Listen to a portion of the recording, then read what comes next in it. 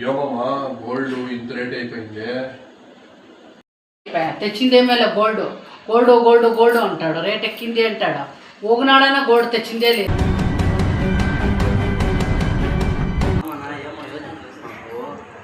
ఏమలే లక్ష్మి, మా ఇంట్లో gold gold అంటా ఉన్నారు. ఏం చేసేది నాకు తెలియదు. ఏమి idea? A few moments later. అమ్మా ఏమ్రా? చూడు ఎంత గోల్డ్ తెచ్చినారో.